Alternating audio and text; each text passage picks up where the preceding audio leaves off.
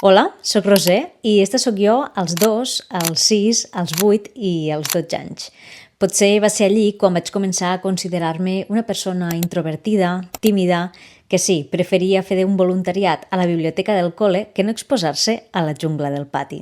I just va ser allí, a la biblioteca escolar, on vaig fer el descobriment de la meva vida, els llibres.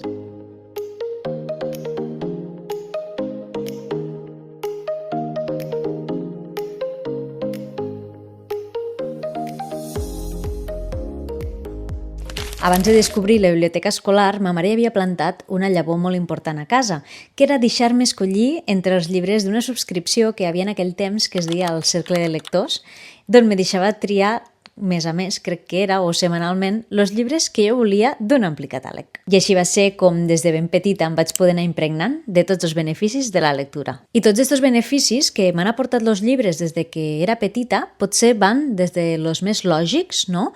Com pot ser la millora del vocabulari, de la concentració o de la comprensió lectora, fins a altres més abstractes com tenir un món creatiu més ampli, no? I fins i tot ser més empàtica, més sensible. I bé, des de que tinc aquest espai a xarxes he d'admetre també que sóc menys tímida. Ara bé, això vol dir que llegit fa automàticament millor persona? Evidentment no. Segurament que tots podríem fer una llista de grans personatges històrics que han comès grans atrocitats i a la vegada eren molts lectors. Així que els llibres o llegir no et fan automàticament més bona persona, ni més sensible, ni més empàtic, però sí que potser te donen eines. La pregunta potser no és si els llibres realment fan miracles, sinó per a qui, quan, com i en quin moment poden ser transformadors. Anem a conèixer de manera més concreta els beneficis que aporta la lectura de la mà de persones que hi treballen cada dia. Quins creus que són els beneficis de la lectura?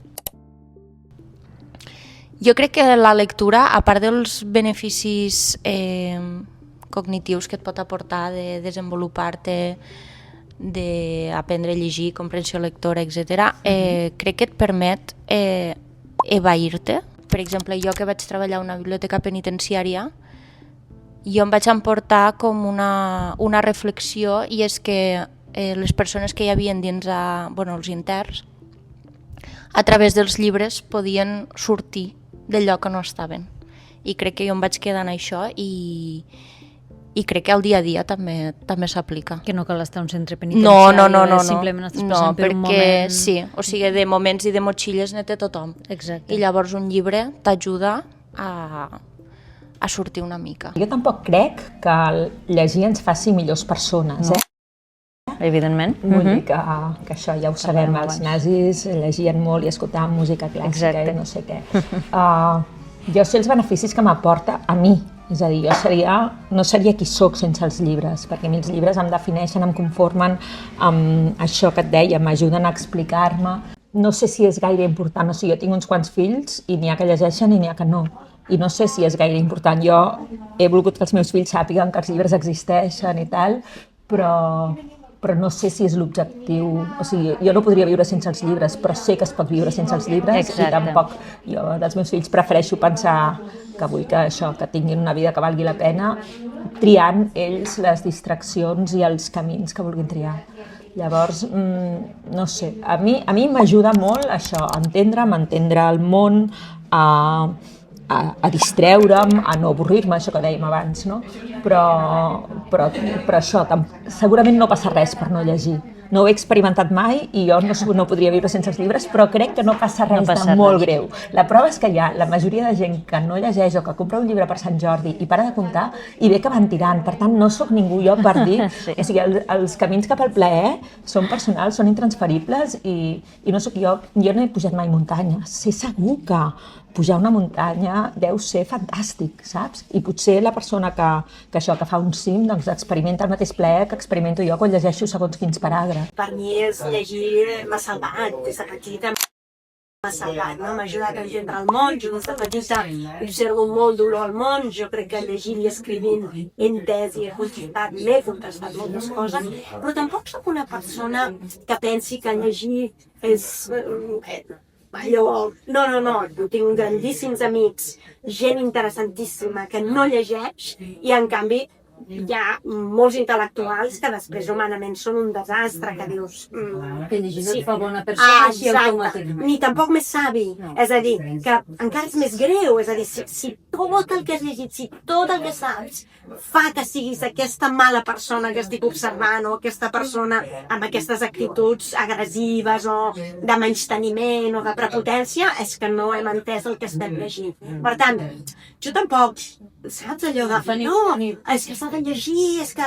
Escolta'm, que cadascú faci el que consideri i que cadascú s'ho passa bé i gaudeix i viu i dedica el temps a allò que vol, no? I realment jo com que tinc molt clar que som personetes que un dia ens morim i ja està i que només som temps i que ens regalem temps, no? Ara mateix això que estem fent tu i jo, ens estem regalant temps i és l'únic que també tenim, és el regal més bonic que ens podem fer. Doncs penso que cadascú ha de fer servir el temps com clar. No, és veritat, llegir no et fa millor persona de per si, perquè al final sempre una persona no és una cosa d'ètica i psicologia, no? I tu pots llegir els grans clàssics i els grans noms de la literatura i no ser millor persona. No, clar, I o sigui... no ser més vàlid com a lector, no. al final. Potser t'aporta més coneixements, no? Més... Si un llibre és d'un determinat tema, potser aprens moltes... Jo vaig llegir un llibre de l'espai i ara sé un munt de coses de l'espai, però clar, sí. Això no m'ha fet millor persona, tampoc, bueno, però després no? també pots llegir un llibre més per pur entreteniment. Totalment. I que sigui això, clar. Entreteniment, que també... No, sí.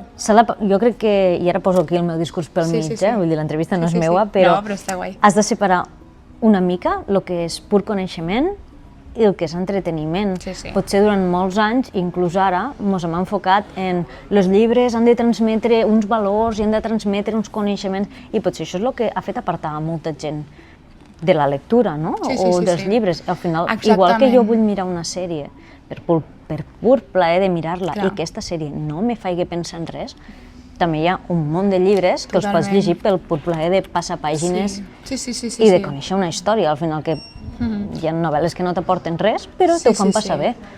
I posant com aquesta pressió, no? I crees rebuig, saps? O fent com aquesta mena de classificació fictícia que no sé què s'ha inventat de què et fa millor lector, què et fa pitjor lector, quins llibres són més acceptables, quins no. A veure, hi ha límits, hi ha coses que jo no recomanaré mai, llibres que fomentin coses tòxiques, això, però... Els extrems sempre, sí.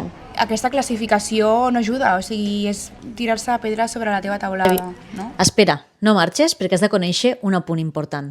Sabies que un 30% de la població no pot o no podia llegir fins que entitats com l'associació Lectura Fàcil ho van fer possible? Mos ho explica Alba Soprano, prescriptora literària de Lectura Fàcil. A la vostra associació acompanyeu i ajudeu en aquelles persones que, pel que sigui, no? Per diferents malalties, per salut mental, o simplement perquè els hi costa una mica més accedir als llibres, els acompanyeu en este procés de lectura, no? De trobar el seu llibre i de poder-lo llegir al final. Com funciona la vostra associació? Pues, nosaltres treballem, adaptem textos de lectura fàcil. La lectura fàcil és això, és adaptar qualsevol tipus de text, sigui administratiu, judicial o literari, perquè aquestes persones que tenen dificultats lectores puguin tenir un accés normalitzat a la informació i a la literatura. Nosaltres tenim, sota el nostre segell de lectura fàcil, un catàleg de més de 500 títols amb llibres adaptats. Llavors nosaltres treballem amb les editorials, les assessorem i intentem fomentar que cada cop hi hagi més llibres de lectura fàcil. I quin tipus d'usuaris se'n poden beneficiar? Doncs mira, qualsevol usuari que tingui dificultats lectores. Actualment hi ha un 30% de la població que en té, que pot ser o transitòria o permanent. Quan parlem de permanents pot ser persones amb discapacitat o persones grans que tenen una demència o que tenen Alzheimer, o poden ser transitòries, com per exemple migrants que acaben d'arribar al país i han d'aprendre un idioma nou. Exacte. O per exemple també persones que es recuperen d'un ictus o d'una malaltia.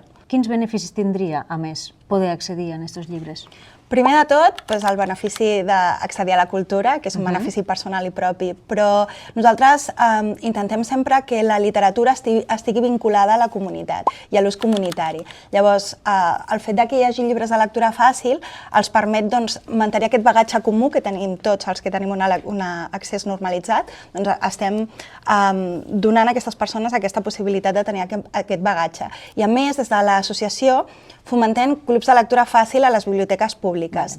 Nosaltres el que intentem amb això és precisament que aquestes persones que han estat aïllades una mica de la cultura tornin a l'espai públic i en comunitat facin aquest ús de la lectura. Moltes gràcies per ser aquí un capítol més. Ja sabeu que em podeu trobar a Instagram i a TikTok com les ulleres de llegir. Fins la propera.